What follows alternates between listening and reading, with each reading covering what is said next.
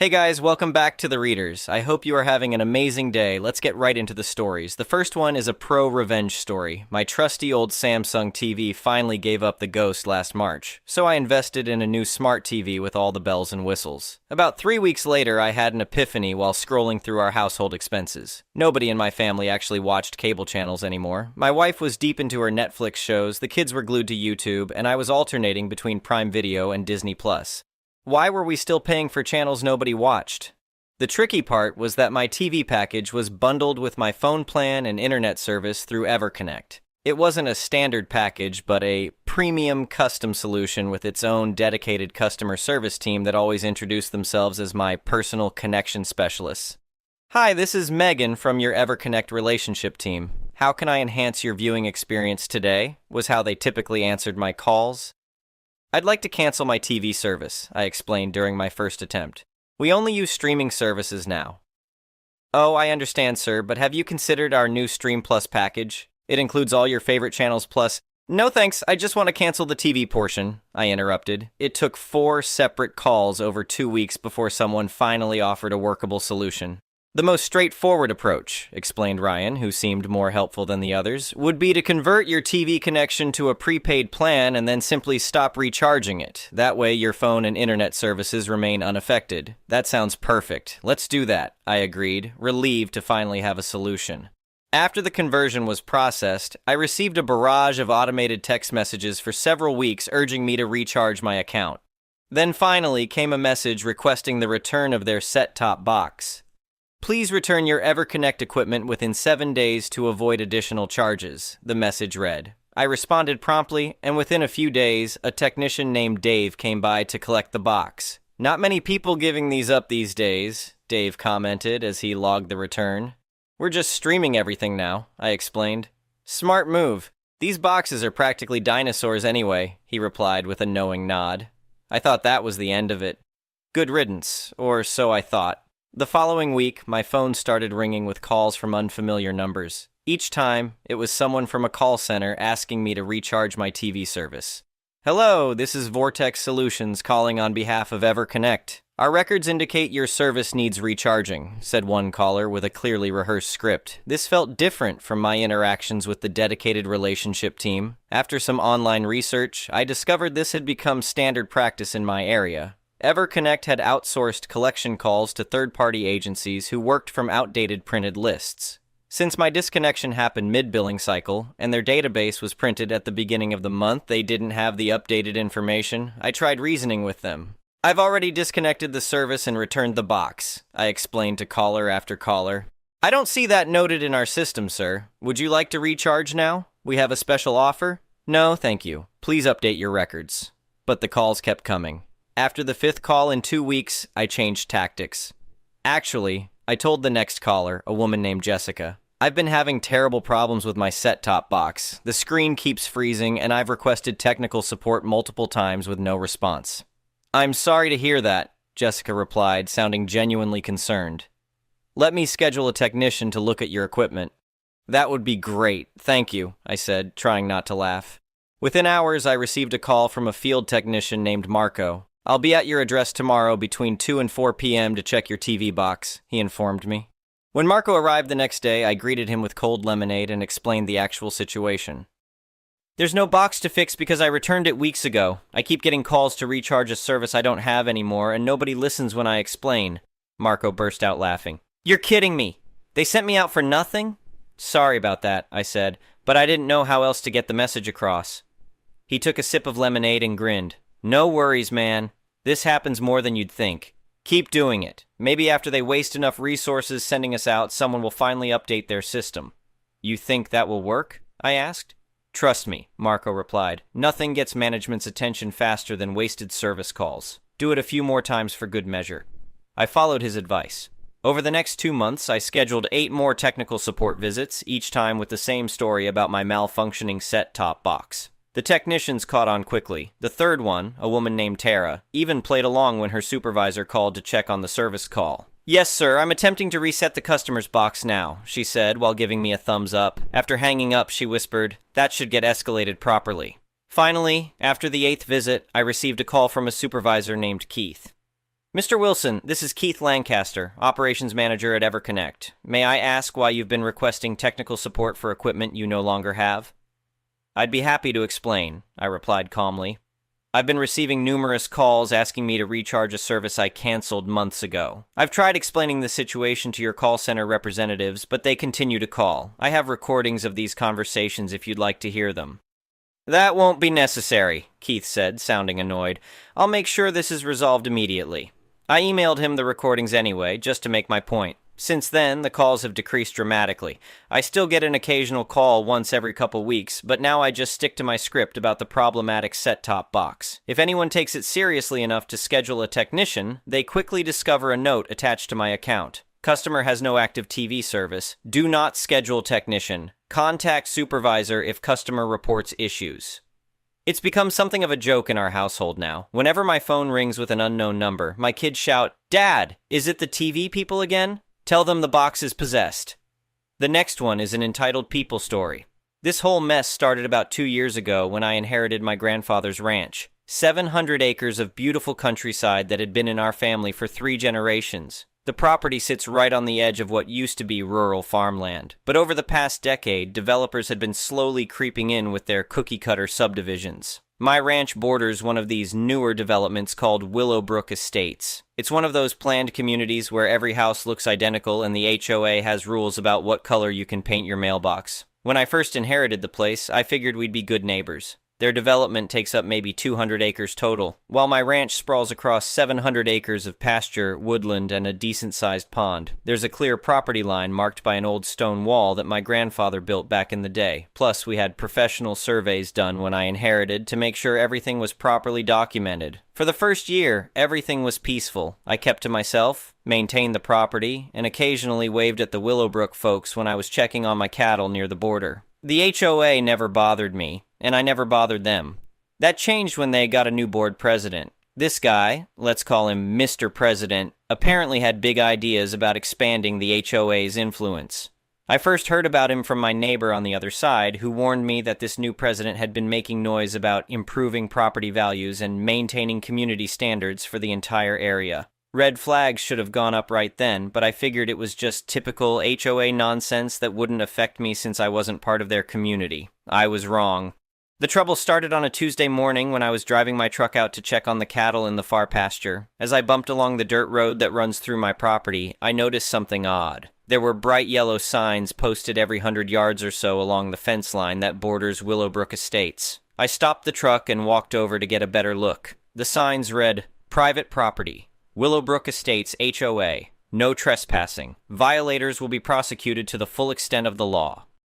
I stood there for a minute thinking I must be misunderstanding something. These signs were clearly on my side of the stone wall, definitely on my property. I walked the fence line for about half a mile and counted at least 20 of these signs, all posting my land as if it belonged to their HOA. My first instinct was to call them up and sort this out like reasonable adults. Surely this was just a mistake. Maybe their sign installer got confused about the property lines. I looked up the contact information for Willowbrook Estates and called their management company. The woman who answered was pleasant enough when I explained the situation. She took down my information and said she'd look into it. A few days passed and I didn't hear anything back, so I called again. This time I got transferred to someone who claimed to be the assistant to the HOA board president. This person, let's call her assistant, had a very different tone. Assistant informed me, in a voice dripping with condescension, that the HOA had conducted a thorough review of property boundaries and determined that there were discrepancies in the historical land records. She claimed that portions of what I considered my property were actually supposed to be part of the original Willowbrook development and that my family had been inadvertently encroaching on HOA land for years. I asked her to send me whatever documentation they had to support this claim. She said the board would consider my request, but that in the meantime the signs would remain up to prevent further encroachment and establish clear boundaries for community safety. This was when I started to get annoyed. I had clear title to my property, professional surveys, and tax records going back decades. I also had my grandfather's original deed and the stone wall that had marked the boundary since before these people even knew this area existed. But I decided to give them one more chance to resolve this reasonably. I sent a certified letter to the HOA board, including copies of my survey, deed, and tax records, politely requesting that they remove the signs from my property within 30 days. I also offered to meet with them to review the boundary markers and resolve any confusion. The response I got back was not what I expected. Mr. President himself sent me a letter, also certified mail, that was basically a masterpiece of bureaucratic aggression. He acknowledged receiving my documents, but claimed that the HOA had superior documentation that superseded my records. He refused to meet or discuss the matter further, stating that the signs would remain in place. But here's where it gets interesting. The letter concluded with what I can only describe as a demand couched in legal-sounding language. Mr. President wrote that if I had any objections to the HOA's boundary clarification, I was required to follow proper dispute resolution procedures as outlined in the community covenants and deed restrictions. He then included a copy of the Willowbrook Estates dispute resolution process, which was a Byzantine 47-page document full of procedures, timelines, and requirements. The letter specifically stated that all disputes regarding property boundaries, easements, or community standards must be resolved through the formal HOA dispute resolution process before any other legal action may be taken. Now, I want to be clear about something important here. I was not, never had been, and never would be a member of the Willowbrook Estates HOA. I didn't live in their development, I hadn't signed their covenants, and I had no legal obligation to follow their rules. But Mr. President's letter was written as if I was somehow bound by their procedures simply because my property was adjacent to theirs. This is where the malicious compliance comes in. I spent the next few days reading through that 47-page dispute resolution document, and I discovered something beautiful. The process they demanded I follow was incredibly detailed and specific about timelines, documentation requirements, and procedural steps. But it was also clearly written for disputes between HOA members, not external property owners. The document required that any person initiating a dispute had to be a member in good standing of the Willowbrook Estates Homeowners Association. It also required that all disputes be filed through the HOA's online portal using a member login and account number. Since I wasn't a member, I couldn't access their online portal, but the document also included a provision for emergency boundary disputes affecting community safety, which could be filed by any affected party through a written petition to the board. I decided to give them exactly what they'd asked for. I drafted a formal petition following their dispute resolution procedures to the letter. I included every piece of documentation they required: property surveys, deed records, tax assessments, aerial photographs, soil maps, and even a geological survey of the boundary area that I'd commissioned just to be thorough. The document ended up being 127 pages long when I included all the required appendices and exhibits. But here's the beautiful part. Their own procedures required that once a formal dispute was filed, the HOA had to stop all boundary enforcement activities until the dispute was resolved. This included removing any signs or barriers that were the subject of the dispute. I hand-delivered my petition to their management office on a Friday afternoon, along with a cover letter citing the specific sections of their dispute resolution document that required them to remove the signs pending review. The following Monday, I drove out to check on my cattle and was pleased to see that about half the signs had been removed. By Wednesday, they were all gone. I thought that might be the end of it, but I was wrong again. 2 weeks later, I got another certified letter from Mr. President. This one was even more aggressive than the first. He claimed that my frivolous use of the dispute resolution process was causing unnecessary administrative burden and expense for the HOA. He demanded that I withdraw my petition and acknowledge the legitimate boundary claims of the Willowbrook Estates community. The letter went on to threaten legal action against me for harassment and misuse of HOA procedures. It concluded by stating that if I didn't withdraw my petition within 15 days, they would pursue all available legal remedies, including but not limited to injunctive relief, monetary damages, and attorney's fees. Now I was genuinely angry. These people had put signs on my property without permission, refused to remove them when I asked politely, demanded that I follow their internal procedures, and were now threatening to sue me for following those exact procedures. I called my attorney. My lawyer, a guy who'd handled my grandfather's estate and knew the property well, was initially confused about why an HOA thought they had any authority over my ranch. After I explained the situation and showed him all the correspondence, he started laughing.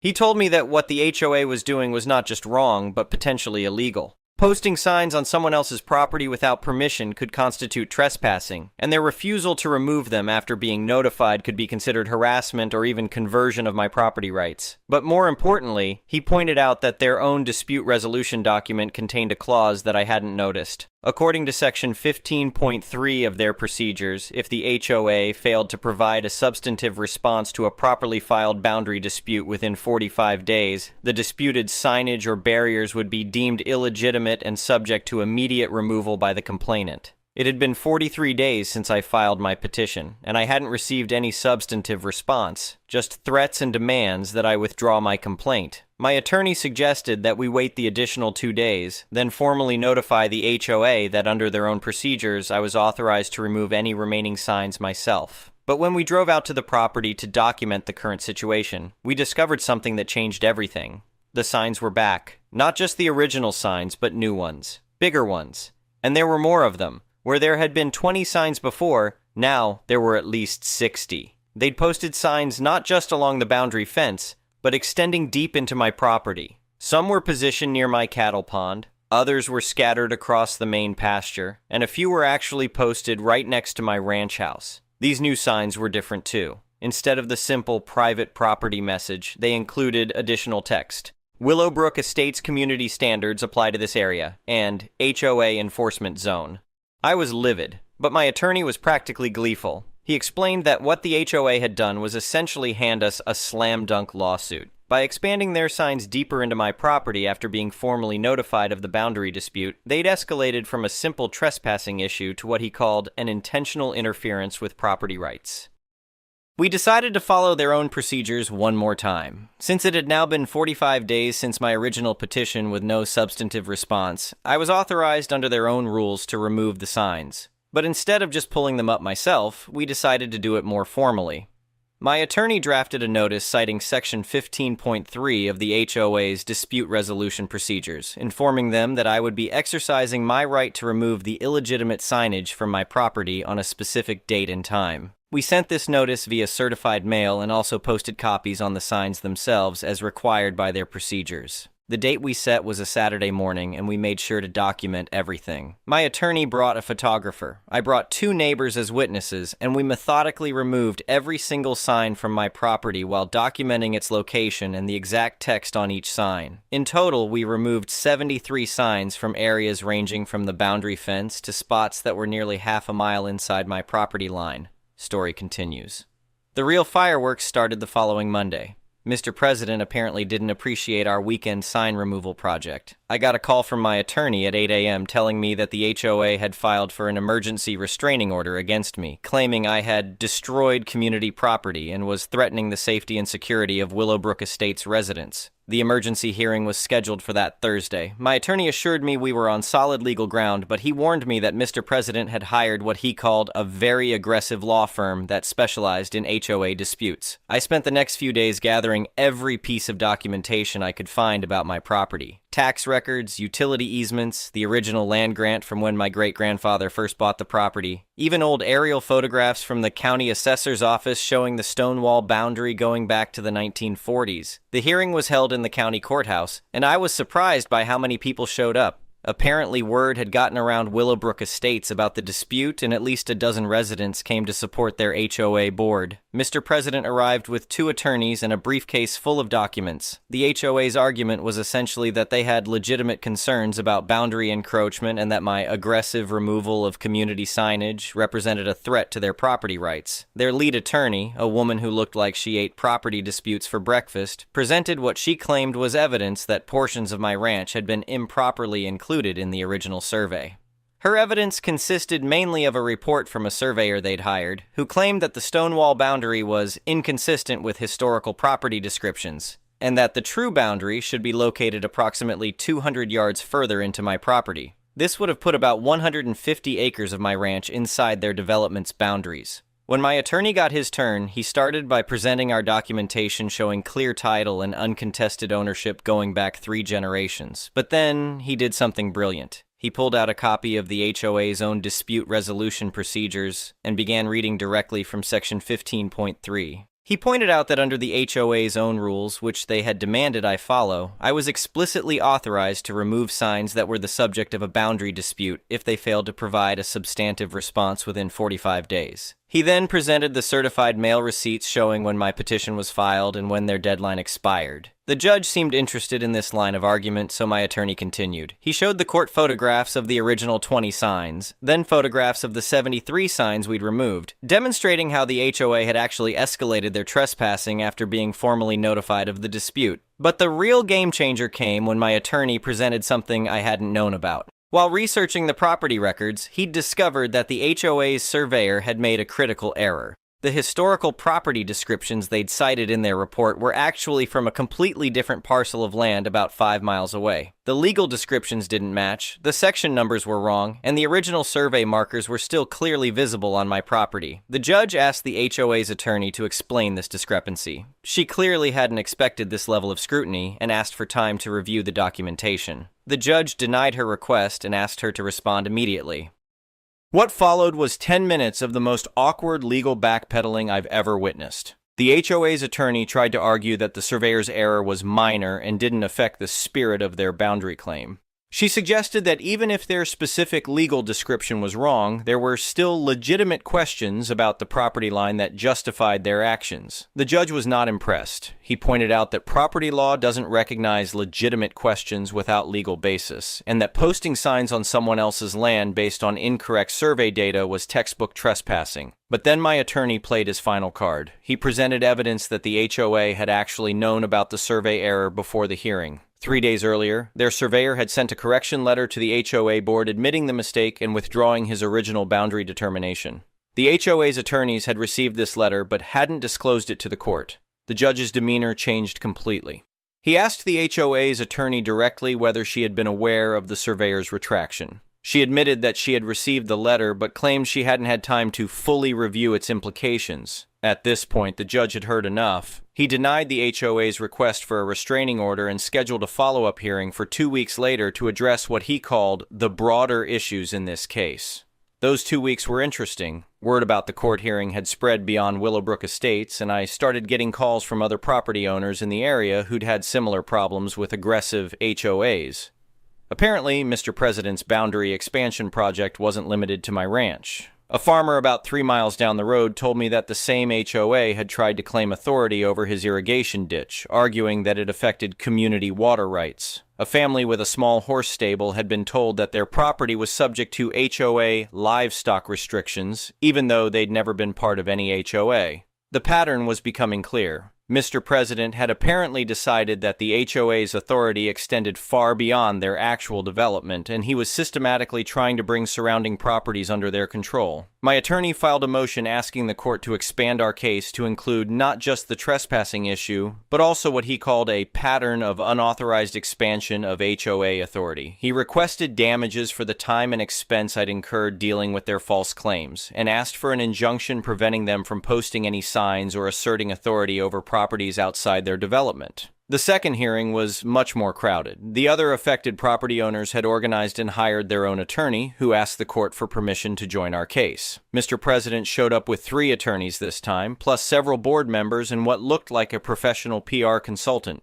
The HOA's new strategy was to portray themselves as community advocates trying to protect property values for everyone in the area. Their lead attorney argued that their actions were good faith efforts to clarify boundary issues, and that any mistakes were honest errors in judgment, not malicious overreach. They also tried to argue that I had escalated the situation unnecessarily by following their dispute resolution procedures instead of just talking to them informally.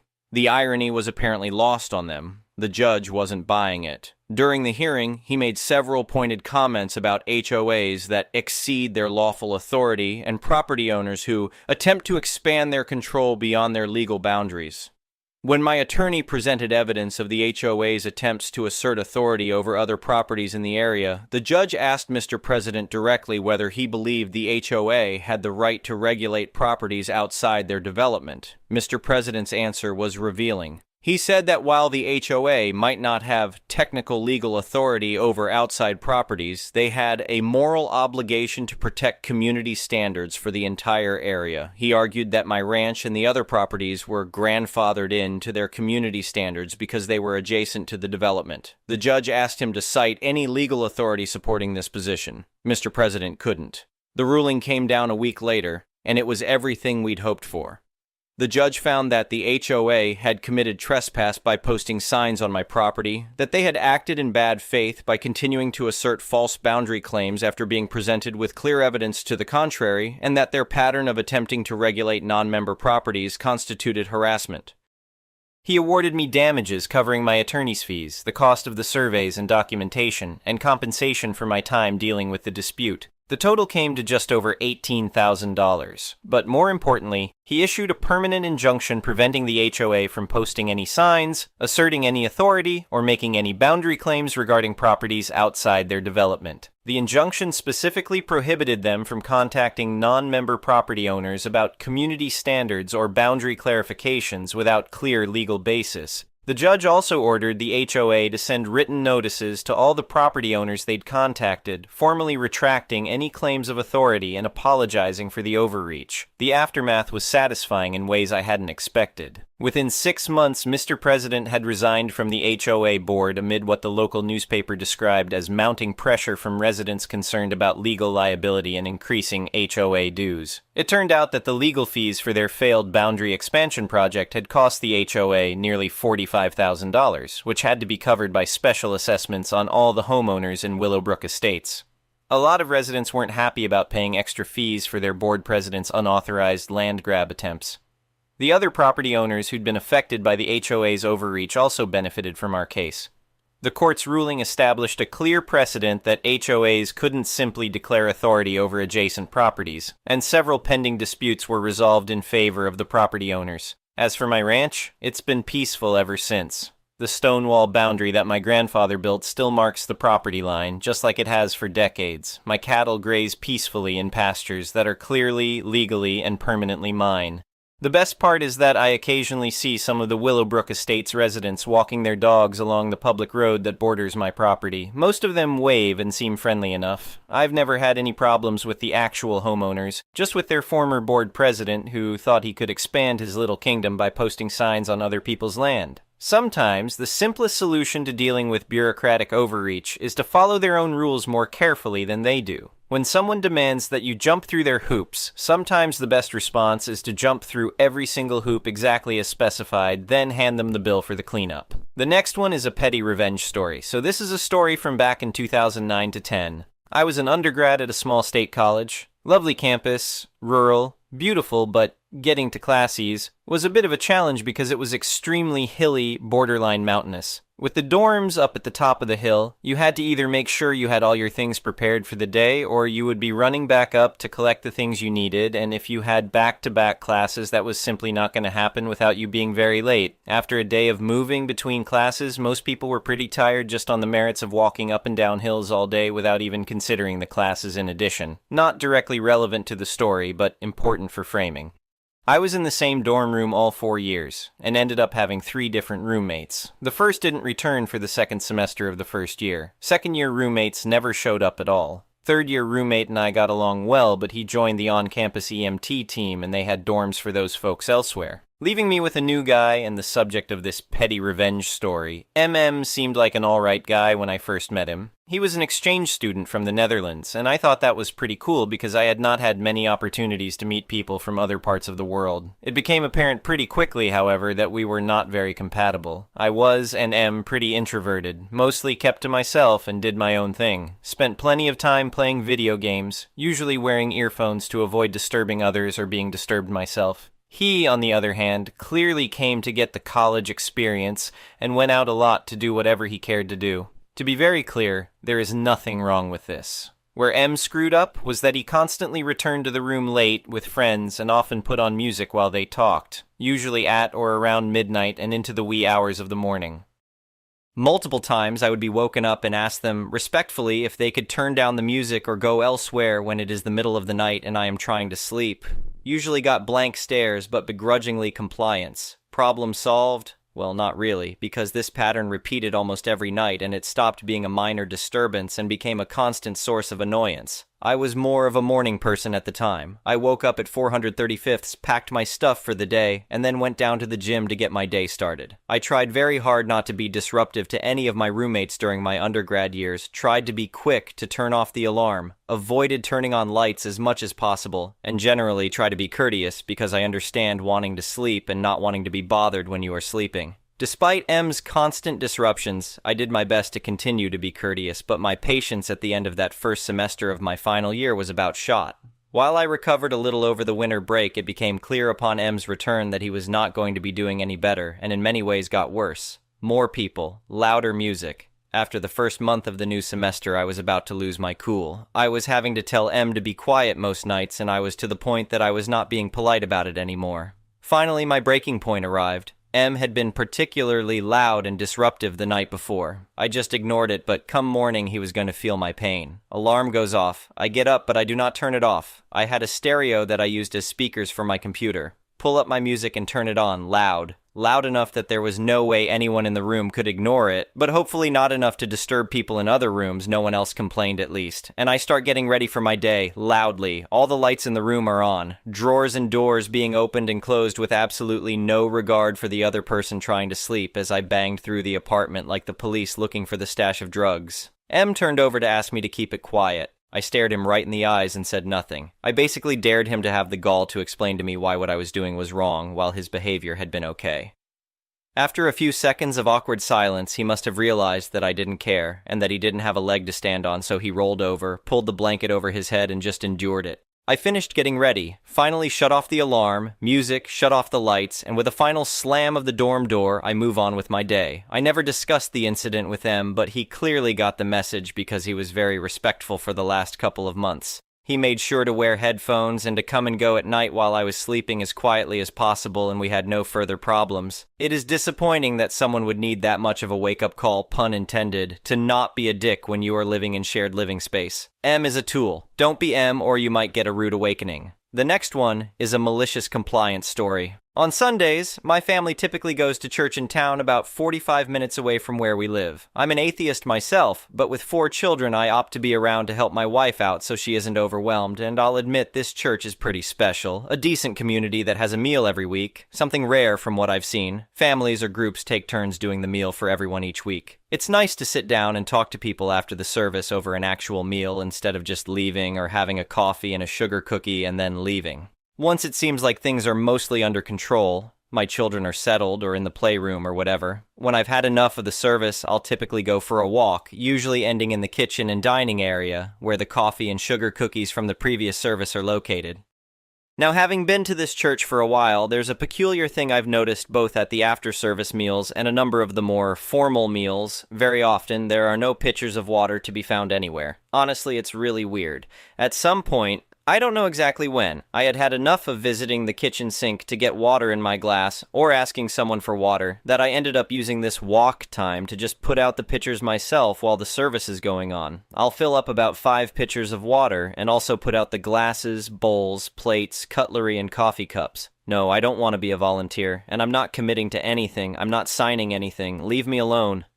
I do this whenever I'm there at this point and just make it part of my routine, and I'm quite happy with it. So a number of weeks ago I was at home with my wife and we were discussing what was in our kitchen cupboards and wanting to make more room as things were a little tight. Attention gravitated to our teacups. We both readily agreed that we had too many of them and could do away with some. We did not agree on which ones to do away with. My wife wanted to get rid of certain ones I liked that didn't match or were ugly or whatever, and said that we can probably just donate them somewhere instead of throwing them out. I paused, thought about it, didn't argue. Okay, let's donate them. All the ones you don't like. As it happens, since I'm the guy who is putting out all the meal items, like teacups, I knew that the church had somewhat of a shortage of teacups and coffee cups that usually forced us to use a backup of paper cups to cover the need. Also, most of the cups there were too small. So one week when we were going to church, I quietly packed the box of teacups into our van. When my routine resumed as usual in the kitchen, I took out our teacups and placed them with the church's teacups. But not just that, I made sure ours were at the front of the group of cups where they are easy to see every week. I have not mentioned to anyone where the cups came from. My wife hasn't either. We're still married. The next one is an entitled people story. Part 1. Unveiling the Backyard Range. Growing tired of the limited shooting options available, I decided to convert my backyard into a personal shooting range. It was a modest setup, suitable for pistols, and I always prioritized safety and accuracy.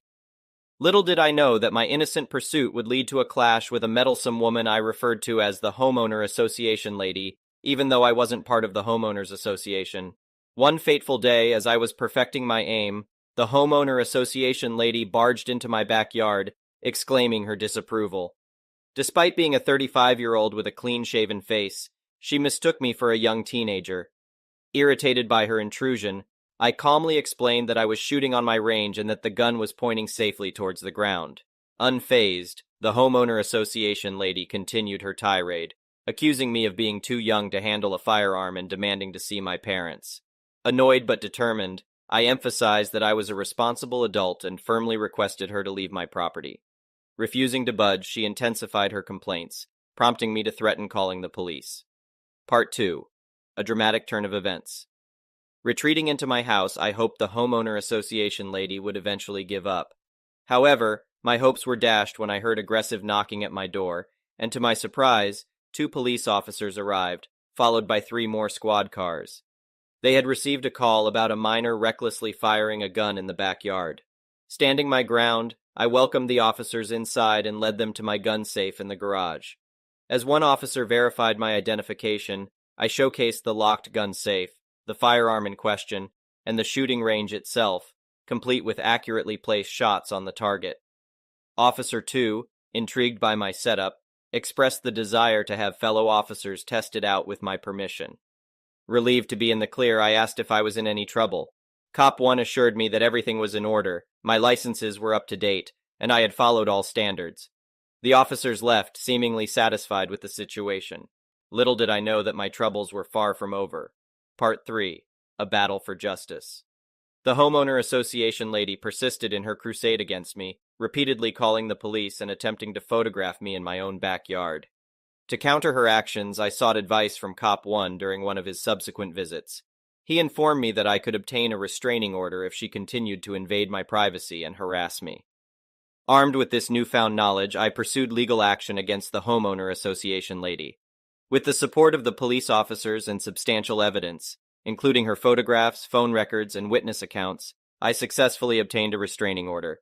Finally, she was legally obligated to stay away from me. However, I couldn't resist the urge to further teach her a lesson. Determined to turn the entire neighborhood against her, I decided to throw an unforgettable party.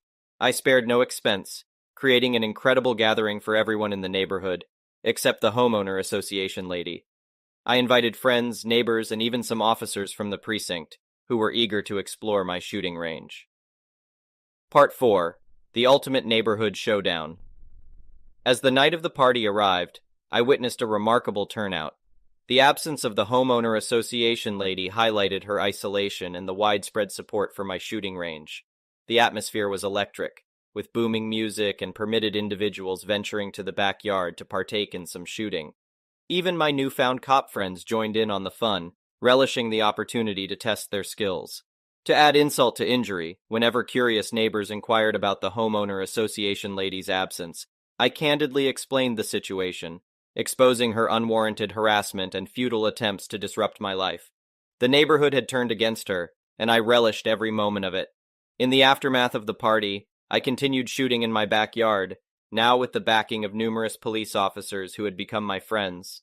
While I couldn't be certain if the Homeowner Association lady made further attempts to involve the authorities, I knew that my reputation and credibility had been firmly established.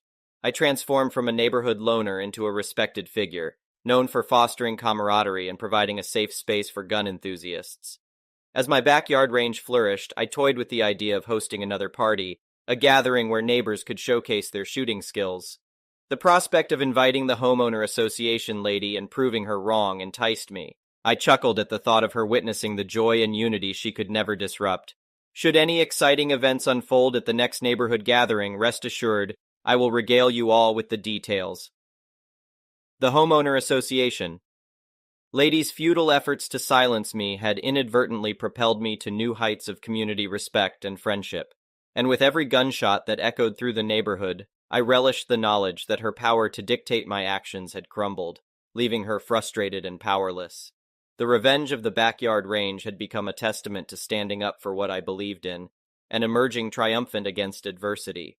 And as I aimed down the sights of my pistol, I couldn't help but feel a surge of satisfaction, knowing that my shooting range had become a symbol of resilience, unity, and defiance. The next one is a pro-revenge story.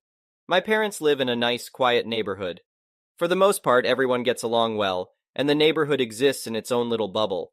The only time you see people from outside the neighborhood bubble is on Halloween. Our backyard neighbor, a single middle-aged woman whom we'll call Sally, was kind of adopted by our family, and came to all holiday parties and family get-togethers. We all love her, and that made our revenge all the more satisfying. Sally had a next-door neighbor who owned a lot between Sally's house and her own. When the neighbor expressed an interest in selling the lot, Sally offered to purchase it, and a deal was made. Unfortunately, Sally's neighbor died prior to the land deal being finalized, and the lot went into her assets to be distributed to her only daughter, whom we will call Resting Idiot Face or RBF. RBF disliked Sally and refused to sell the empty lot to her because she believed Sally had been attempting to screw her mother over. RBF claimed she was going to sell it to an interested developer who would build a house there. When my parents heard this, they were upset. Our house was on a hill, and the empty lot also ran up to our backyard. My parents did not want to look down into another house backyard. Likewise, Sally did not want a house next to her, so she tried one last time to purchase the lot. She offered more than she had originally planned on paying, but RBF said she would never sell the lot to her. My parents and Sally hatched a plan, though. My parents, whom RBF did not know, had an attorney draft a purchase offer for the empty lot. They offered several thousand less than Sally's original offer had been. RBF hemmed and hawed, but came back with a counteroffer equivalent to Sally's original offer. My parents offered her $5,000 less, and she accepted. After the sale was finalized, my parents sold the lot to Sally for the same price they purchased it. Sally ended up receiving the lot for $5,000 less than she had originally agreed to pay, and over $10,000 less than what she offered to RBF. RBF did find out what happened and tried to negate the contract with my parents on account of fraud, but that's obviously not a legitimate claim. RBF never spoke to Sally or to my parents after she learned what happened. Another interesting tidbit. After purchasing the lot, my parents notified the town of their intent to not develop the property, so nobody can ever build a single-family dwelling on it. They killed 2 birds with 1 stone, no downhill neighbor, and the property stays in the family. The next one is a petty revenge story. I'll make it short. My girlfriend gets pregnant. I do the right thing and stick by her. We have the kid. She starts going out all the time, and we occasionally get calls at the house from guys looking for her. I knew she was cheating, but didn't really care. I was just there to make sure the kid was well taken care of. I get a new job out of state, hoping that being away from her bar friends will bring us closer. Nope. She finds a new boyfriend quickly. She tries to hide it, but she sucks at lying and hiding things. Again, I don't care. By now, my kid and I are very bonded, and even at 18 months, it's obvious he doesn't care much for her either. I come home from a trip. I can't find my kid. I walk into my bedroom, and there she and her boyfriend are having a nice little romp. Now, this was in the days before cell phones, and we lived on the 3rd floor, so there was no escaping the bedroom without coming through the living room. I just say, when you two are done, I'll be in the living room, and walk out. 3 hours and a lot of whispering later, they emerge. I walk the guy to the parking lot and explain to him that I'm not mad at him, but he should be decent and not engage in sexual activities in my house anymore and stay out of my beer. I go back upstairs, tell her to go get my son. The next day, I get a new apartment and move out in 3 hours while she's at her boyfriend's house, and I take the kid. The day after, I file for divorce and get full custody, which I win after 2 years of legal wrangling. Granted, child support is minimal, but it pays for beer for the next 18 years. I support my kid. I never bring it up to her because I'm a decent guy, but it's fun to rub it in her face when she gets out of line that I spend it on frivolous stuff for myself, and buy him all of his clothes, toys, food, etc., out of my own pocket. It always makes her fume for a few days. In hindsight, I should have put it into a savings account for him, but we all make mistakes in life. Now, I had purchased her a Toyota Accord before we moved, which we shared, but in the divorce she wanted the car, which I gladly gave her. Then I moved back to my state, moved in with my parents, and started life over. A few months go by, and I start getting calls at work from the credit company demanding overdue payment. I explain numerous times that the vehicle is legally hers now, and I will not be paying. Most of these guys are a-holes, but one day a very low-key guy calls and says, "Look, we're just trying to work something out because we can't locate her." "Oh well, why didn't you say so? Here's where she's living. The plate number is XXXX, and I have it on good authority she is home right now. She doesn't have a job." About 3 hours later, my phone rings, and it's her. She is pissed, asking me if I told them where the car was because they just repossessed and towed it. "Yep," I say with a smug grin. "Something you need to learn is if you don't pay your bills, you don't get to keep your stuff. By the way, my lawyer is paid off. How is yours doing?" Click. That was a great day. The next one is an entitled people story. This is an old story, but it just popped into my head while I was hunting through videos on YouTube, so I figured I'd post it. This is an old story, and I can't remember exactly how all of the conversations went, so they're pretty much my recollection. Years ago, shortly after I had left the service, my girlfriend, now wife, and I moved in together, halfway across the US from both of our respective families, long stories for another time, and to a place where we both had friends as a result of our military travels. One of my wife's friends, we'll call her Anna, had gotten married in the intervening years since they had last been together, and was in the process of a divorce since her husband had knocked up the checkout girl at the local orchard. She had left the home, a single-wide trailer important later they owned, left the car they owned, which she had solely paid for and was still in her name, moved back in with her parents, and got a second job. She already worked at a large big-box retail establishment. Of course, my wife and I commiserated with her on multiple occasions about how poorly she had been treated. Anna made a remark at one point about missing her bills that month. My wife asked, "What bills? You live with your parents, you have 2 jobs, no credit cards, and you never do anything expensive. What could you possibly owe anyone money for?" It turns out that she still had a checking account linked to her ex-husband's account, and when he decided not to pay the mortgage or the car payment, they simply took it out of her account, marked the loan current, and went on with their lives. Shortly after the divorce, he would make most payments, but for the last year or so, he hasn't made a single one. So the ex-hubby has perfect credit because he never misses a payment, and Anna's credit is in the toilet because she is constantly late on her own bills. Anna may have 2 jobs and not a lot of bills, cell phone, car payment, insurance, but when she's making someone else's mortgage and car payments as well, she's pretty much broke. That's why she never does anything expensive, and has to have me change her oil in my gravel driveway because she can't afford $20 for Jiffy Lube. I asked her why she didn't close the accounts and go somewhere else. Anna's answer was, "But if they miss their payments, the bank will take their house and their car and they have a baby. I can't do that to them." I did the Forrest Whitaker eye. Then I said, "They're taking advantage of you pretty badly.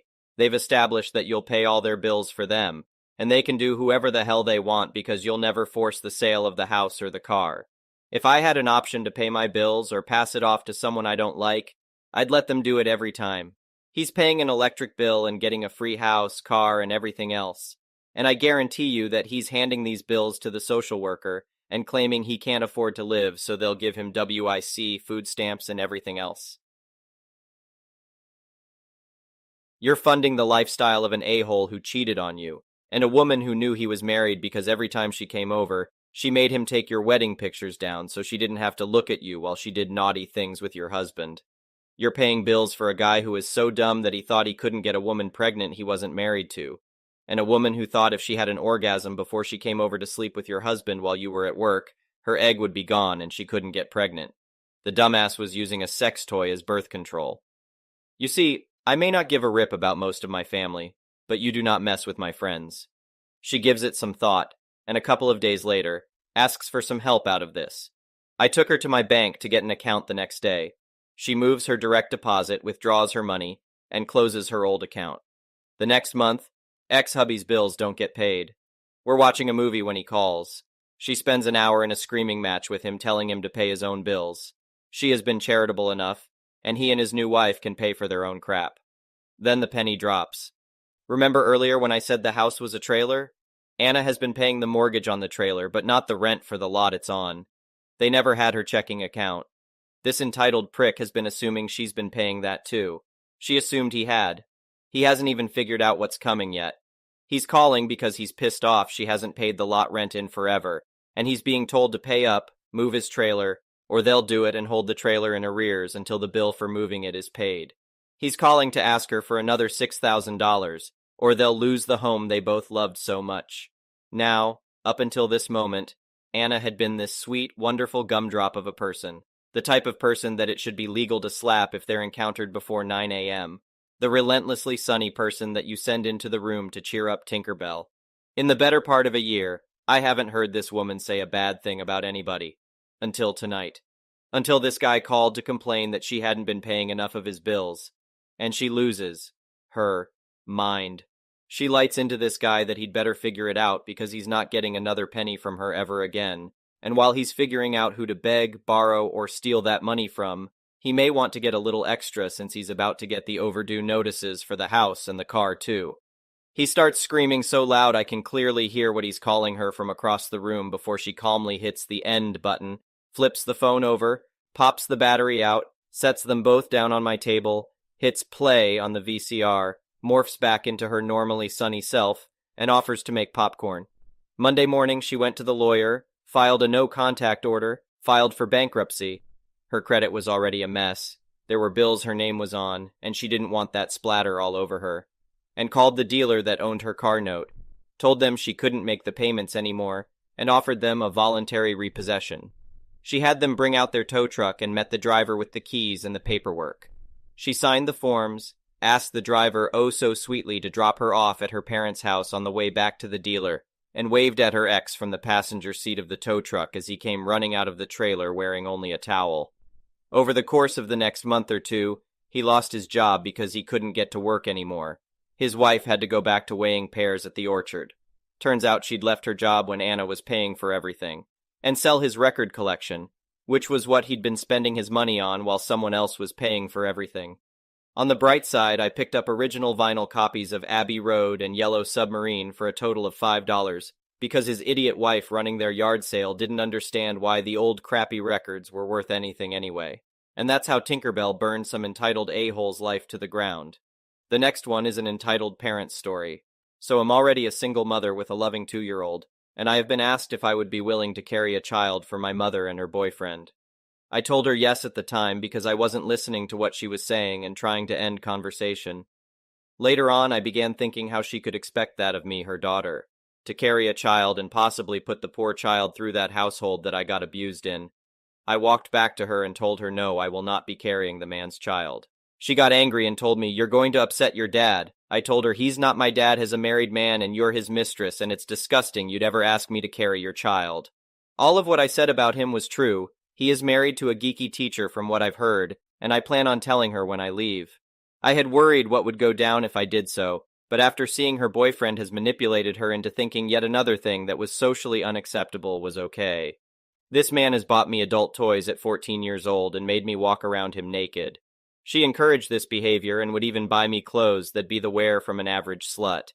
Dresses that are too short, the kind seen in animes and show cleavage. Shorts that were hardly 3 inches long, sometimes less. This man was bad news, and nobody in the family except my entitled political grandmother knew what had been going on. Even she found it wrong, and once I told the family, they realized how much danger I'm in. This man has done some unholy crap like answering the door standing full attention naked while I was holding my daughter. I was stunned into silence, trying to process what was going on as he grabbed my daughter and held her before I took her back, realizing what was going on and left. I wanted to puke. I wanted to scream and cry. I know if I go to my mom and tell her this isn't okay, she will tell me if I complain I will be kicked out of the house, leaving me homeless. I don't know how she thinks this is okay. Because of him, I have body image issues. Once as a teenager, I jokingly brought up the idea of me having sex with this man, and he did not once deny the thought. That was the day I realized he was a horrible man. I told my mother she deserves better than a man who is okay with the idea of having sex with his girlfriend's daughter. She told me it didn't matter. I told her she deserves a man who doesn't have a wife already, and that if he really loved her, he'd dump his wife and marry her. She said, "He will marry me one day." I'm never going to call this man Dad, despite my mother wanting me to. I know this went on a tangent, but I hate this man and I'm furious. So that being said, am I wrong for not wanting to carry a baby 9 months for an abusive parent and her boyfriend? The next one is an entitled people story. I sought solace in a serene rural area, desiring a peaceful environment to raise my family away from the cramped city life. Our new abode, a cozy house nestled in the midst of ample land, offered us the opportunity to cultivate a garden and maintain a chicken coop. With a touch of amateur architecture, under professional guidance, I had designed my dream home. However, a significant obstacle marred the idyllic picture: the presence of our neighbors. Having dealt with bothersome neighbors in the past, I possessed a certain level of tolerance and adaptability. Yet these particular neighbors exceeded all bounds of decency and seemed to revel in creating problems. Initially, their property stood out as a disgrace, cluttered with trash. Although it was technically their land, I chose to mind my own business, reluctant to engage in unnecessary conflict. Despite their unsavory reputation, mere garbage wasn't sufficient reason for me to confront them. Soon enough, the situation worsened as the neighbors' visitors began setting up makeshift camps on the border between our properties. RVs and tents dotted my land, transforming it into an impromptu trailer park. The influx of people brought with it a cacophony of noise and a trail of mess. They lit fires, disrupting the peace at all hours, and their blinding headlights intruded into my home, shattering my sleep. The invasion of my property and the ensuing chaos crossed the line, leaving me with no choice but to take action. Yet, a nagging feeling of discomfort held me back from confronting them directly. Little did I know that my intuition was about to be vindicated. Placing a call to the police, I discovered that my neighbors had a history of run-ins with the law, having spent time in jail for various offenses. Regarding the property dispute, the authorities claimed their inability to intervene directly, advising me to involve the state. Consequently, I reached out to the state authorities, who suggested labeling it as a case of squatting.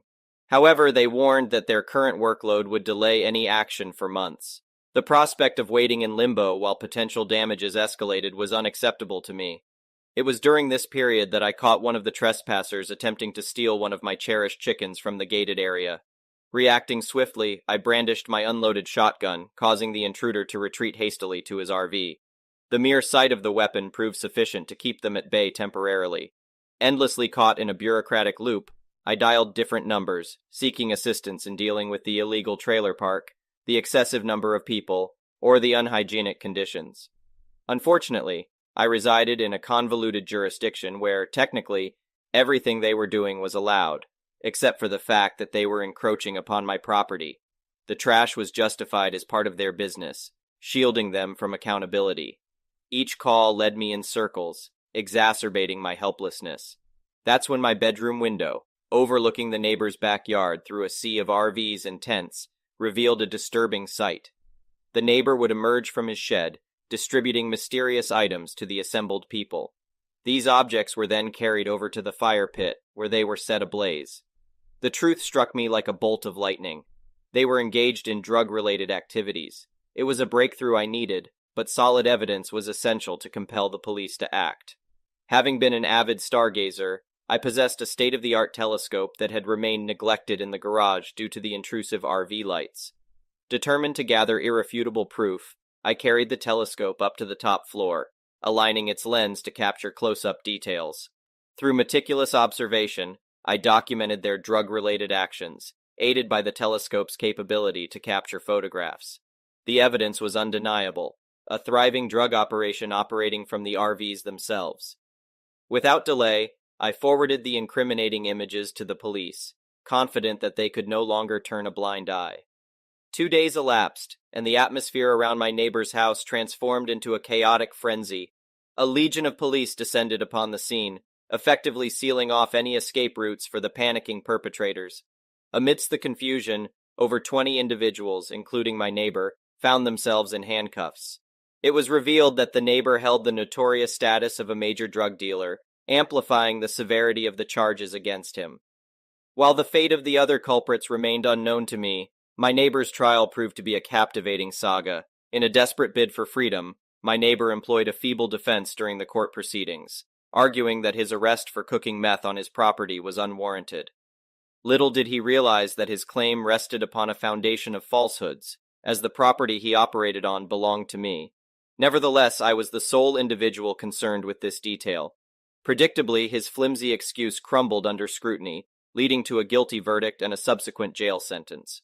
With the neighbor incapacitated, the state took charge of his property, rendering it their responsibility to restore and maintain its integrity. A crew arrived, swiftly cleaning up the remnants of the meth lab, erasing all traces of its illicit activities. The yard regained its appearance of normalcy, and I finally discovered true contentment in my property and surroundings. Restful nights were restored, free from the fear of a group of drug-addled individuals encroaching upon my haven. Although I suspected their intentions extended to my cherished chickens, their departure brought an end to this chapter. The next one is a pro-revenge story. In August, my cousin and her baby daddy begged my parents to move into our old house.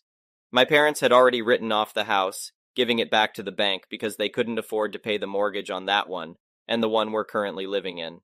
As a result, we are several months behind on the mortgage and utilities. However, they figured if my cousin could at least pay the utilities and half the rent, which would be about $400 a month for them, then we could make it work. Her baby daddy had a job lined up, so it seemed all good. 3 weeks in, and after many phone calls, they haven't even switched the utilities into their name. We haven't seen a dime, and the baby daddy quit his job after one day and refused to find another one. They've also received 3 paychecks from previous jobs, totaling about $800, and refused to pay my folks.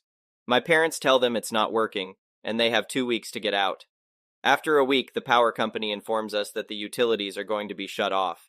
We tell them to go ahead and shut them off since we can't pay, and my cousin and her baby daddy won't pay either. So the power company shuts them off, and my cousin calls them, screaming obscenities at them while still refusing to pay or put them in her name. A week later, they finally move out. My parents go to check on the place and call me 20 minutes later. They discover that the place has been absolutely trashed, dog poop and dirty diapers everywhere. They also smashed both of the bathroom mirrors, ripped a sink off the wall, threw eggs all over the floor, and broke a 100-year-old banister. Obviously, the cops were called. I drive 20 minutes right after being woken from a deep sleep. I work 2 jobs, so sleep is a precious commodity. I arrive there and survey the damage myself. I meet up with the police officer, who incidentally is a classmate of mine, which was a pleasant surprise. It might motivate him a little more since I've helped him several times in the past, and we get along really well. We do some cleanup with the help of our old neighbors and call it a day. Later, I check Facebook and find a nasty multi-paragraph note directed towards my immediate family. It includes snippets about how she wishes we would die a slow, painful death, how we have filthy housekeeping habits, how we're socially unacceptable, how karma will get us, how the whole family hates us, and even calls me a dyke. She can't spell very well. She also says our dead grandma would be so ashamed. Usually I stay out of Facebook drama, but she attacked me, my parents, and my disabled sister. So I respond with an even longer diatribe, presenting the facts and highlighting all her shortcomings. Essentially, I tell her to grow the duck up. Naturally, she blocks me, but I screenshot everything and post it on my Facebook, where most of our extended family sees it, along with the pictures I posted of the damage.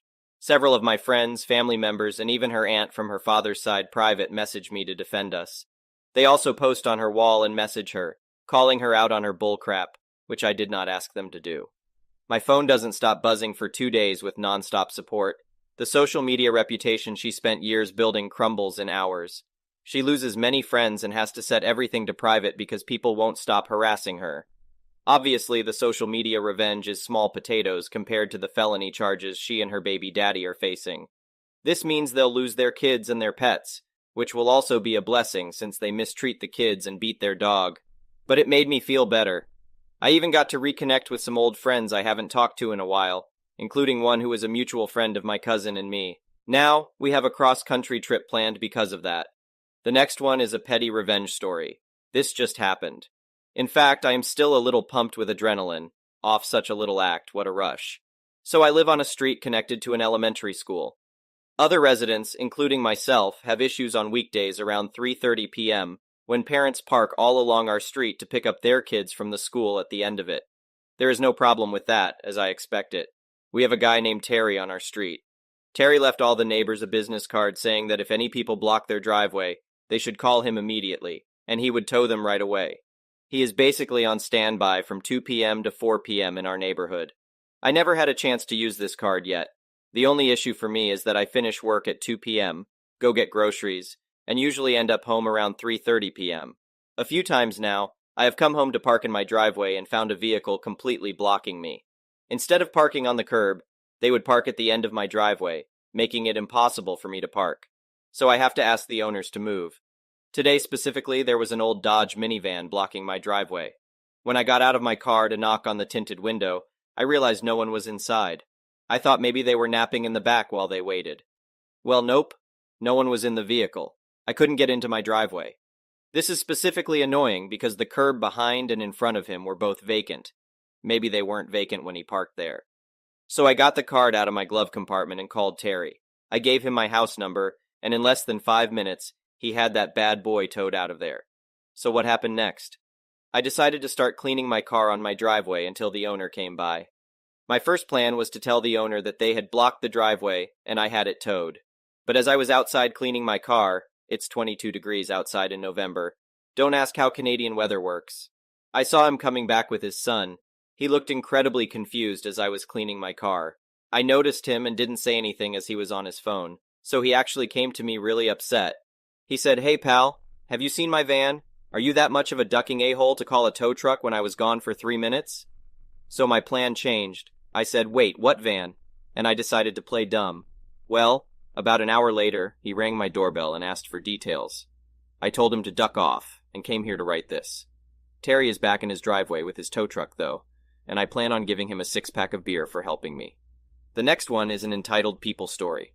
My friends and I go out every week to have lunch or evening snacks at new fast food chains or restaurants. We come in our own vehicles, split bills, pay for what you eat, and sometimes go for a movie or shopping, etc. We have been doing this for the past 1.5 years. We are 6 friends. Mostly when I go out to eat, I show my sister the menu and bring her what she wants as takeout. This time, my friends invited their friend to join us at MacD since one of our friends was sick and couldn't come with us. We basically just order a burger, a side, and a drink, and then swap it with someone. It's fun. I swapped with the new guy. So we were having fun. The new guy was interesting. He played esports and did all those normal things friends do. Now, since we didn't have any other plans like a movie or something, I went to the counter and ordered a combo for takeout and paid. If we go to a movie or something, I don't get her something often then. We were chatting since one friend was left to finish. I noticed that the new guy was not really responding to me, but I let it go, and we continued chatting. Now everyone was about to leave, so I went and took the takeout order and put it in my bag. When we went out, he looked at me with a disgusted look and in a loud tone said, "You didn't have to embarrass me. If what I took wasn't enough, you could have waited for everyone to leave and then ordered more for yourself." We were all taken aback as we didn't know why he was acting like that. He raised his tone and said that there wasn't even a need to order more food when everyone was still there. I realized what he was talking about and tried to tell him that the order was for my sister, since I always get her food whenever I'm out, and since we were all sitting there, I thought to order before leaving so I wouldn't have to stay long after. He said to stop lying, and this is where I lost myself. He snatched my bag, took out the combo, and threw it at me. The whole packet, not just the food. Everyone was shocked. I was furious, so I took my bag and food and went home. The next day my friend called me and told me that he was embarrassed, not because he did all that, but because I ordered more food and was rude to him. I asked him if he had any problem with me ordering for my sister, and he said no. So I said, "Okay, I will still order for her and not stop taking food for her just because you decided to bring a random person with us." He said that I didn't need to order next time when I'm with him. I was furious and said, "Maybe I shouldn't even be with you guys because I am an embarrassment to your new friend," and hung up the phone. I asked my other friends, and they said that they both were in the wrong, so we all decided that neither this friend nor the new guy would be going with us from now on. But still, was I wrong to order food for someone with my money when everyone was there? The next one is an entitled parents story. I'm at a city park with my kids. We've been to this park a bunch. There is this one spot where there is a rocky hill, all tree-covered. Nice and shady on a hot day. There is a playground and a pavilion at the top of the hill. We get up there, and I immediately notice loud noises, and I'm having to step over cables and extension cords. Someone rented the pavilion and set up not 1 but 3 bounce houses around it. Freaking great. So I have to give the disappointing news to my kids that even though they are surrounded by bounce houses, they cannot play in them since this is a private party, but they are free to go hit the playground. Everyone is cool. I sit on a bench as my kids go to town on the fake pirate ship when I hear, "Hey!"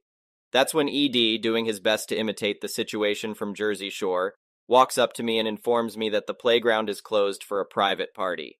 I look at him and inform him that the public park does not close for private parties, and it sounds like he rented the pavilion nearby, which is fine, but doesn't give him exclusive use of the neighboring playground. He storms off and returns with a rental agreement and shoves it in my face, telling me to get my freaking kids and leave.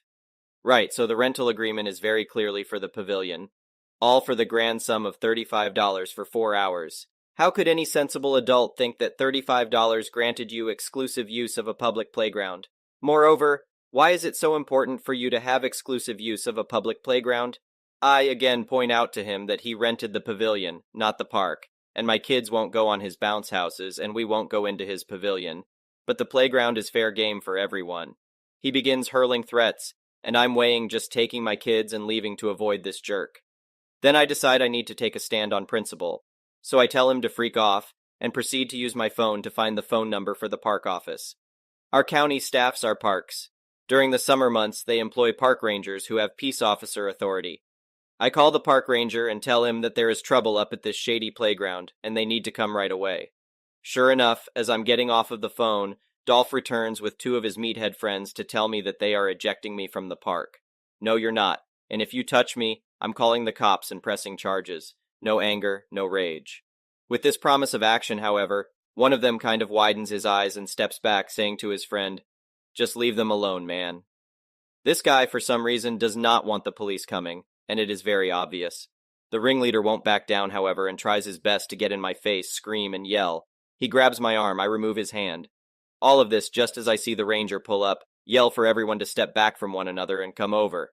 This smug jerk shoves the rental contract into the chest of the ranger, telling him that I'm trespassing, and he rented this space for the day for his kid's party. Now, normally I don't like posturing by law enforcement, but here it was pretty amusing. Ranger, touch me again and I'm arresting you. Reads contract. This is for renting the pavilion. You have use of the pavilion, but the playground is open for public use. Hands it back. Also, your permit doesn't allow you to set up bounce houses. Where did you plug these in? The ranger follows the extension cords and sees that they ran them to the nearby public bathrooms. There was an outdoor outlet. It was locked. This dude cut the lock off so he could plug in his equipment. The ranger comes back with the broken lock. Did you cut this lock? It was like that when I found it. Really? Because it was intact this morning. So some random person cut this lock and you just happened upon it within the last 2 hours? I guess. Long story short, he let them stay and let them keep the bounce houses because he didn't want to ruin a kid's party. He wrote the guy a citation for the broken lock and the unauthorized power use, and banned him from the park for the remainder of the season, after the party. Amazingly, this entire event was lost on my children, who barely noticed anything was going on, likely because of the compressor noise. The next one is an entitled parent story. Backstory. I'm a single dad. I have a beautiful girl who's turning 5 in August. The past year, I've been fighting with my ex, who tried to keep my kid away from me. Lawyers aren't cheap, and being single doesn't exactly help with my finances. A couple of months ago, I won the lawsuit, and I finally got to have my kid at my home again. For the past few weeks, she has been saying she wants a bicycle, but still recovering from the lawsuit bills, I wasn't able to afford it. Last week, I got my summer bonus, which finally gave me the financial boost I needed.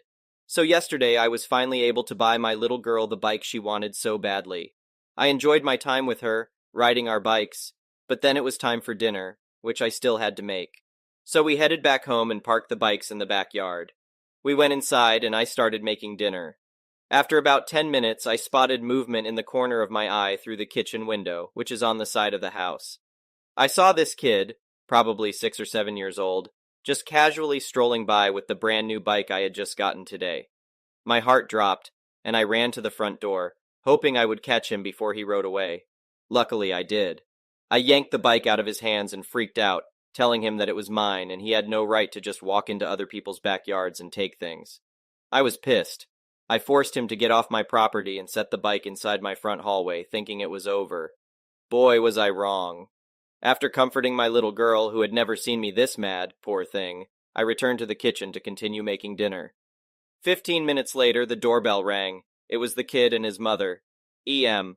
You give my boy this bike back. He found it. It's his. Me. He found it in my backyard. I got it for my kid today. You should try teaching your damn kid some manners. He shouldn't trespass on other people's property to take their things. EM. Don't tell me how to raise my kid. Give me the bike back or I'm calling the police. Me. Laughs. Call the damn police.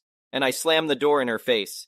By this point, my 4-year-old is crying her eyes out, and I comfort her again as she thinks she's losing her brand new bike.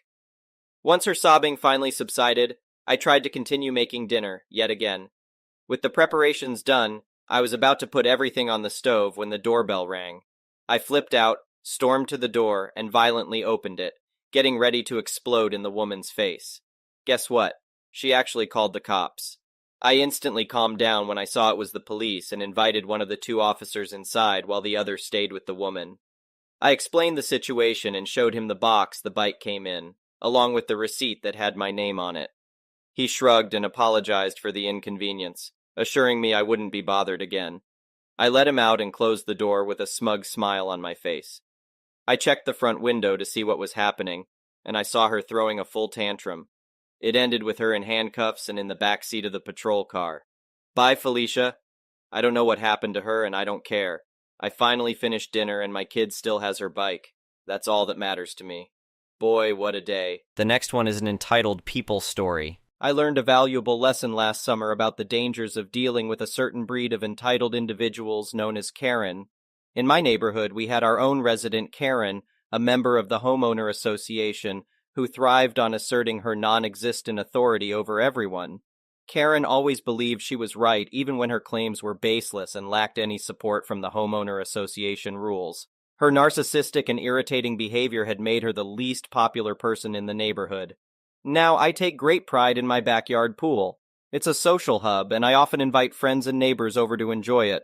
However, it's crucial to note that I am the gatekeeper of my oasis, and no one sets foot in it without my permission. Everything was going smoothly until one eventful week when my wife and I went on vacation, only to return to a shocking surprise. Karen had sued me. To avoid confusion, let me rewind a bit and explain what unfolded in my absence. Karen concocted a brilliant plan. She wanted to throw a pool party, despite not having a pool of her own. To fulfill her grand vision, she invited the entire neighborhood to my pool party. Meanwhile, everyone seemed under the impression that I had authorized the gathering. Unfortunately, I remained blissfully unaware of this unauthorized party, while some unbelievable incidents took place in my absence. Not only was Karen heavily intoxicated from a mix of alcohol and drugs, but she also positioned herself perilously close to the edge of my pool. In an unfortunate turn of events, she stumbled and fell into the water, severely scraping her leg against the pool's edge. Chaos ensued, and an ambulance was summoned to handle the situation. Karen, furious about her self-inflicted injuries, began chastising everyone for the unsafe conditions in my yard. She vowed to have my death trap pool removed. By the time my wife and I returned from vacation, the entire neighborhood had filled us in on the dramatic turn of events. Our neighbors were genuinely apologetic for trespassing on my property, but since they genuinely believed I had approved the pool party, I harbored no ill will toward them. The only person deserving of my frustration and blame was Karen. One might expect that after sobering up, she would recognize her own foolishness. However, Karen's insatiable need to be right compelled her to sue me, convinced that I should be held liable for her own recklessness. While it is true that, in our region, property owners bear responsibility for accidents on their premises, the flaw in Karen's logic was glaringly evident. Karen, perhaps seeking attention or hoping to bully me into submission, made a spectacle of the lawsuit. Little did she know that I was determined not to let her torment me any longer. In fact, I countersued her, intending to turn the tables in this outrageous case. I must clarify that while Karen's injury was legitimate, I would have genuinely apologized and covered her medical expenses had it occurred during one of my authorized parties. The day arrived when we faced off in court, and I was astounded by how easily my strongest defense emerged. We presented ample evidence to prove that I was on vacation during the time of the party, leaving no room for doubt regarding my lack of knowledge and consent. Karen inadvertently revealed this truth while trying to defend herself, offering a bizarre explanation to the judge. Karen, the pool is in the yard of an homeowner association home, which means it belongs to the homeowner association. The entire community can use it at any time without permission. Judge, that is not how any homeowner association works. The property belongs to the homeowner, and trespassing occurs when someone enters without their consent. Karen, the law states that if I get hurt on their property, they are liable. Judge, that provision doesn't extend to illegal entry onto someone's property. The homeowners hold zero responsibility for your actions. After examining the pool's condition through images and inspections, it is not deemed unsafe. Karen seethed with anger, as the judge firmly debunked her misguided claims. Even her lawyer attempted to silence her, likely fearing that her outbursts would worsen her situation. Consequently, Karen's attempt to extract money from me proved futile. Moreover, I countersued her successfully. The court convicted her of misdemeanor trespassing, resulting in a mark on her record. Additionally, we obtained a restraining order which prohibited Karen from approaching us or our property. Now remember how I mentioned my love for petty revenge? Well, I couldn't pass up the opportunity to get back at Karen. With the pool cleaned and ready for swimming, we hosted a series of fantastic parties throughout the rest of the summer. Our neighbors, except for Karen due to the restraining order, enthusiastically joined in the festivities. Karen was left out, unable to enjoy a single moment of swimming throughout the entire season. The satisfaction of witnessing her exclusion was an excellent form of revenge. I'd like to know what you would have done if you were in my shoes. Would you have chosen the path of petty revenge as I did? Or would you have extended another chance to Karen? Share your thoughts in the comments, and let's see how many of you relish the opportunity for some well-deserved payback when someone wrongs you. The next one is a pro-revenge story. I bought a house 4 years ago in a quiet neighborhood. I had wanted to get into that neighborhood for years. My best friend lives there. It was a couple of blocks from my kids' school. It was a good neighborhood. Then COVID hit. My neighbors across the street were forced to move at the beginning of the pandemic before the eviction moratorium was in place. They were really good neighbors. We were friendly with each other, and we were sad to see them go. So when the property owner rented to a new family, we were hoping we could cultivate a friendly relationship. Unfortunately, that was not the case. About a month after they moved in, the lockdown started, and that's when things went from 0 to 100 real quick. For the next year, every night, there was a huge party. Cars down the street, music so loud you could hear it over regular house noise in every room in my house. My friend in the next cul-de-sac would text me regularly if the music he was hearing was from my neighbors. We tried to be civil.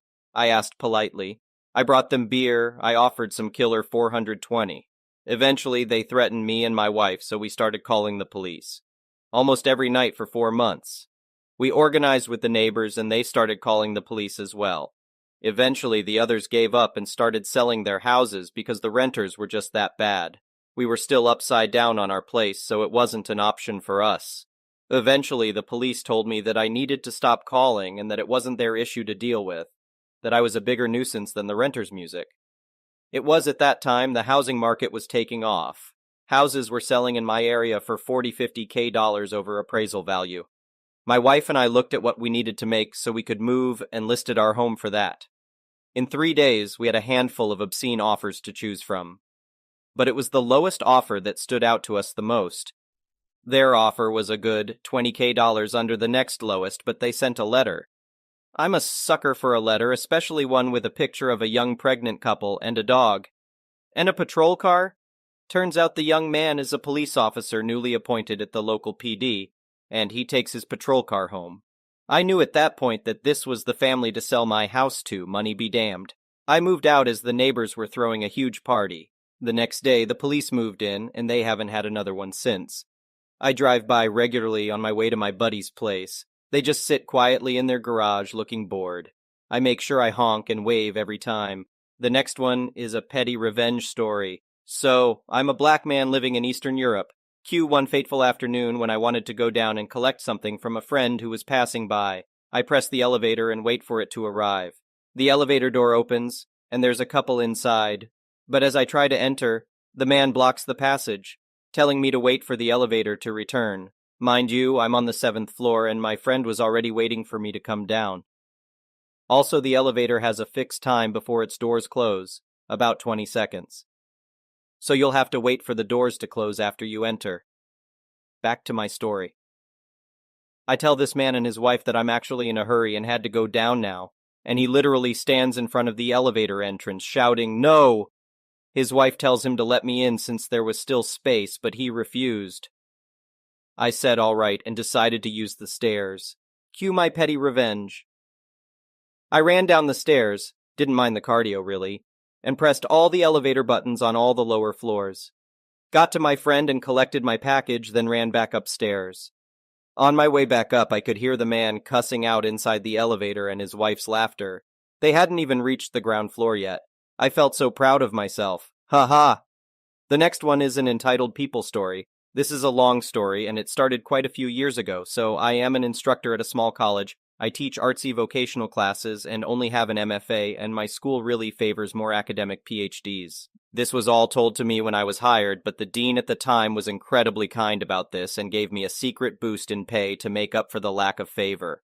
She told me that even though I would never be promoted, my area of expertise was valued, and as long as I stayed in my lane, I was very welcome.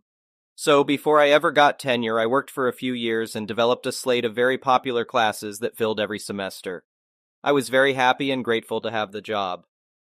Titles mean nothing to me, and I was just happy to be successful at a job I loved that helped people. I also learned very quickly never to step on the toes of more senior faculty. I stayed in my lane. Then a woman was hired in another subgroup of my department. I never met her, nor was I involved in her hiring. She had nothing to do with me, but she does have a PhD. Then, before I ever met her, I saw on her social media that she announced that she would soon be teaching all my classes, and she was delighted to be doing that.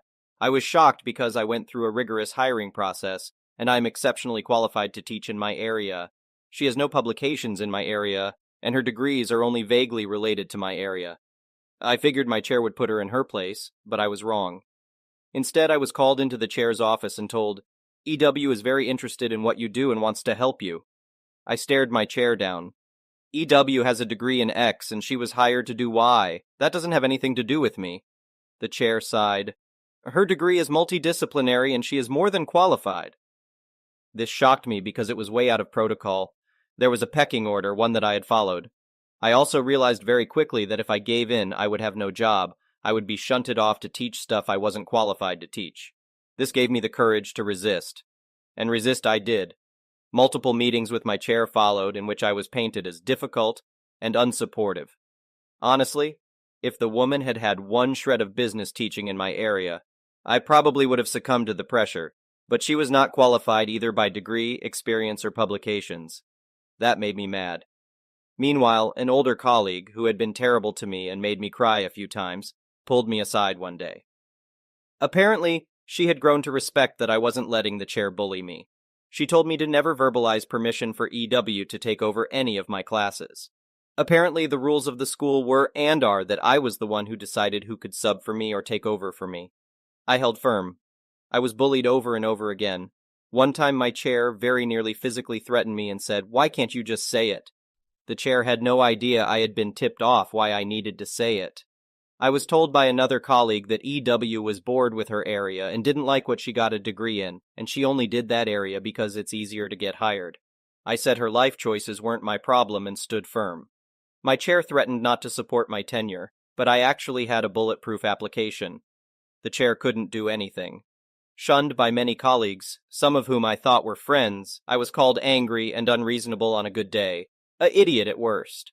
One day, the sweet dear lady who had been responsible for hiring EW actually cried, apologizing and saying she was sickened by what was happening to me. EW had been their last choice and the only person they could get. This sweet, lovely woman wailed that EW was obnoxious and terrible. She also said that many people in the department supported me but were scared of the chair. She said I should just keep resisting. At least twice I was at school events, and when I told the person, both times high-up administrators, what I did/taught, they said, "Oh, I thought EW did that." I had to correct them. So I got tenure and stood firm. Meanwhile, a former student who was now teaching at a community college nearby told me EW was teaching there. He provided me with her bio from their website. Her listed credentials were my credentials. Luckily, that didn't last long. She didn't have the expertise, so I guess the gig just fizzled. One thing I never did was meet with EW. I was asked to so we could hash things out, and I said repeatedly that there was nothing to hash. I was happy in my job, and my job wasn't her job. I was always polite and professional if I had to deal with her, but I always avoided any potential traps. They wanted my verbal permission. I wouldn't give it. Finally, the chair stepped down. The next chair initially sided with the majority because he didn't know me very well, but then he got to know me and was fair. Eventually, EW stopped trying to do my job. She pushed her way into another area, and now she steers clear of mine. It really did take about 10 years to wear her down. So there was no real dramatic ending. I just held firm, and eventually EW gave up. The reason I am sharing is recently another colleague told me that he always thought EW and Chair were having an affair, and this is why everything happened. Maybe I am naive, but the thought never crossed my mind. Plus, EW is actually not attractive at all, so I couldn't picture it. Anyway, over the years, whenever EW has done anything terrible or stupid, my colleagues will always share it with me. Still, I actually have little ill will left for her. I won most of the battles and the war, and that's good enough. I still love my job and my students, and I'm glad I fought for it. They say academia is the Game of Thrones without the beheadings. Fair, I think. The next one is an entitled parent story. My fiancée, Jane, found out she was pregnant in June 2021, and we announced it to our immediate families in August. At first, SM, stepmother I assume, was completely uninterested in our baby. Not that I expected much from the woman whose reaction to our pregnancy announcement was to ask Jane if she was sure it was mine. Even my dad berated her for that one. But she barely seemed to acknowledge the fact that we were expecting. Instead, she was more interested in my stepbrother, who was also engaged and would give her beautiful grandbabies soon. No complaints. We didn't want her involved, and we didn't even have to say anything. Planning our baby shower was complicated. Both Jane and I would have to work until the holidays, and I wanted to be involved. The due date was in February 2022, so we decided on early January as the best period of time.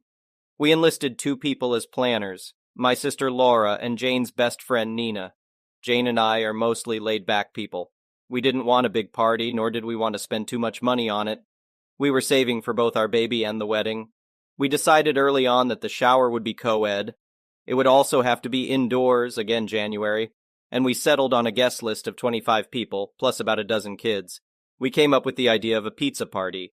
Jane, Luke, my brother-in-law, and I have had homemade pizza nights weekly since I moved in, and we thought it would be fun to incorporate that into the shower. Nina found an event venue with a pizza oven, and Laura figured out ways to incorporate classic baby shower elements into the theme. The resulting plans were awesome. Make your own pizzas, non-alcoholic drinks, and plain bodysuits for the kids to customize. Nina and Laura mixed pizza decor with baby decor and found pizza-shaped sweets. It almost seemed messy, and I was surprised they made it work, but we loved it. Most of the planning was finished by the middle of November. Well, later that month, my stepbrother's fiancée left him for her ex. They'd been together for 4 years at that point, and it was both sudden and traumatizing for him. He was devastated. SM then realized the grandkids she dreamed of would take longer to come than she'd thought. So naturally, without her son's milestones to obsess over, she moved on to mine. Suddenly, SM went from an aloof relative to an excited grandma-to-be. Facebook posts, tacky promoted to Nana shirts, the whole 9 yards. At first, we were too busy finishing things up at work and getting ready for the holidays to worry about that. But it didn't take long for her to start pestering us about planning the baby shower, as well as a gender reveal. We denied the possibility of a gender reveal party. No offense to those who like them, but we don't. Plus, we had decided to wait until birth to find out the sex. SM tried to get us to find out and tell her as a Christmas present, but we didn't. We also denied her the baby shower. She told my father, and he told Laura to let SM help out with the plans. Since she was still living with SM at the time, she didn't have much of a choice. She called Nina, and they met SM for coffee. Although I wasn't there for that meeting, Laura told me what happened later. Before they could even mention their plans, SM started talking about hers. According to Laura, she pulled out a shockingly thick binder, complete with the words, "Oh baby" on the cover, colorful tabs, and pieces of fabric poking out, from her bag and skipped to the shower section. It was short compared to the rest of the binder, but still long. And it was all to describe her one and only baby shower project. Laura sent me pictures and... oh boy. I'll give her this. It looked like the most Instagrammable baby shower ever. That being said, it was also barely functional and obviously expensive. There were balloons, oversized teddy bears, giant alphabet blocks, and cringe-worthy signs everywhere. SM was going for pretty over-cozy, with uncomfortable chairs and some fancy food ideas that didn't look edible. Most of them had soft cheeses, which Jane couldn't eat. The color palette was just 3 different shades of pink with gold accents. We'd be fine with a pink baby shower if it at least tried to mix things up a little, but SM's pictures looked like Barbie had puked all over Hello Kitty's birthday party. When Nina tried to remind her that we didn't know the sex, SM said she just knew that it was a girl. Spoiler alert, it wasn't. SM also wanted an all-female, child-free party with fancy caterers and alcohol. She had written down a guest suggestion list containing some of her closest friends, neither mine nor Jane's moms were on it, and planned party games no one had any interest in trying out. Basically, the only thing everyone could agree on was to hold the party indoors. Laura and Nina weren't given an opportunity to show her their plans until she was done. Once they could, they explained that while they could find a way to incorporate some of SM's ideas, they had already settled on the pizza theme. She tried to protest, but Laura stated that it was kind of them to even offer that, as the shower was a month away and we'd already approved their plans. SM even called me to try to get them to change their minds, but I just repeated their words. My dad had found out he couldn't come to the shower, so he didn't get a say in anything anymore. The holidays came around, and the subject was dropped. SM seemed to be okay with the pizza party. Nina managed to pair some of the pink decor she wanted with matching blue items, and even added one of the huge teddy bears. Fast forward to a week before the shower. Jane was almost 8 months pregnant. Everything had been bought, all guests had RSVP'd, and pretty much everything was ready to go. The shower was set to start at 7 p.m. SM offered to get to the venue earlier to prepare everything. Laura agreed, mostly because she knew SM would complain if she didn't get to do anything, and the venue even let them drop off their decorations before the party. Jane and I promised to get there at 6. 2 days before the shower, however, the venue called Nina. They told her that SM had stopped by to drop off large, heavy boxes of what she called a little surprise for us. She'd informed them that she planned on showing up at 3:30 p.m. to start setting it up. They were calling to reinforce that the venue was only booked until 4 p.m. since SM almost threw a tantrum when told that. All of the decor was still at Nina's place, so she called Laura to check if they'd left anything with SM. Thankfully, my sister is both smart and used to this kind of situation, so she drove to the venue the next day and asked to see SM's boxes. She told me she wasn't even surprised by their contents when she opened them, but was still shocked at SM's audacity. All of the boxes were filled with pink, frilly decorations. Some of them seemed to be the exact same items SM had initially shown Laura and Nina. The signs, the balloons, the placemats, everything. Laura realized that's why SM intended to get to the venue earlier, to set up the baby shower she'd planned, and pretty much force us all to party in Barbie hell with her. She called Nina to figure out what to do. Neither of them could come at 4 p.m., so it was almost inevitable for SM to get her way. The most obvious solution they came up with was to throw everything away, but Laura had a better idea. That night, they called me and Jane. "Hey, want to destroy a party in 2 hours?" Laura got home and invited SM to go to a salon with her, lying about having coupons. SM agreed, and they planned on going right after SM was done preparing the baby shower. At 4 p.m. the next day, SM got to the venue. She was done setting things up by 5, I'll admit the woman is fast, and quickly left to meet Laura at the salon. Once they were together, Laura texted Nina that the coast was clear. At that, Jane, Nina, and I went to the venue. Sure enough, SM had prepared her party. To make this shorter, I won't describe it, but I will say it was so pink it almost made Jane nauseous. For the next 2 hours, Laura distracted SM at the salon while the 3 of us quickly took down every piece of decor SM had put up and replaced it with the pizza party stuff. We set up the activities, made up the tables, and put every pink item we found back in SM's boxes. It was actually really fun. We were done only minutes before the shower started. A handful of guests arrived before SM did, so I barely saw her all night. Laura told me that when they got there, SM's jaw dropped as she tried to make sense of what had happened to all her pink decor. My sister just smiled, whispered "nice try" in her ear, and went to help Luke customize a bodysuit. Overall, the baby shower was everything we'd hoped for. Our friends were there, people had fun, and we had a ton of pizza. So I didn't really care that SM spent the whole party sulking in the corner. Nina did catch her trying to put little pink bows on top of the cupcakes, but she quickly shut that down. I give Laura and Nina full credit for saving the day. SM's interest in our baby quickly died after that. She stopped wearing her Nana shirts, didn't come to see us at the hospital when he was born, and refused to even acknowledge that he was a boy until she met him weeks later. Up until we went no contact, she was a very loose definition of the word grandmother. I couldn't be more grateful that my son will never know her. Thank you for watching. I would really appreciate it if you could like the video and subscribe to our channel if you haven't already.